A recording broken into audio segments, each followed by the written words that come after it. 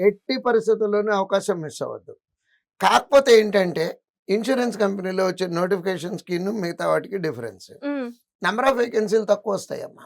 Okay. మళ్ళీ same story చెప్పినట్టుంటుంది. మీకెంత మనకు గావాల్సినటువంటిది ఒక ఉద్యోగం, ఒక ఉద్యోగంతో నోటిఫికేషన్ వస్తుంది. కాన్ఫిడెన్స్‌తో ప్రిపేర్ అవ్వండి. లైఫ్ మొత్తం కంఫర్టబుల్‌గా ఉండాలి అంటే ఇప్పుడు కొంచెం కష్టపడదాము. కష్టమని కూడా నేను ఇష్టంతో పనిచేసే పనేది కష్టం అవ్వదు. ఇంకొంచెం ఎక్కువ పని చేద్దాము.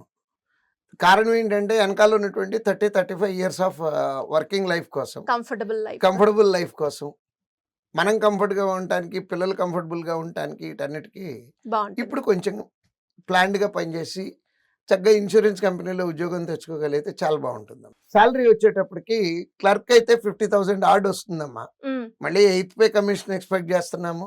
ఇంకో 7,000-8,000 పెరగడానికి ఛాన్సెస్ ఉన్నాయి. హుహు. 55, 56, 57 రౌండ్ అబౌట్ 58,000 వరకు వస్తాయమ్మా కమింగ్ ఫ్యూచర్‌లో. ఓహో! ఇప్పుడైతే 51,000-52,000 రూపీస్ క్లర్క్‌కొస్తాయి. హ్మ్.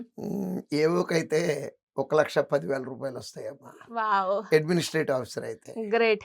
సో, టైం చూసినా బావుంది. ప్యాకేజ్ చూసినా చాలా చాలా అమ్మా. బావుంది.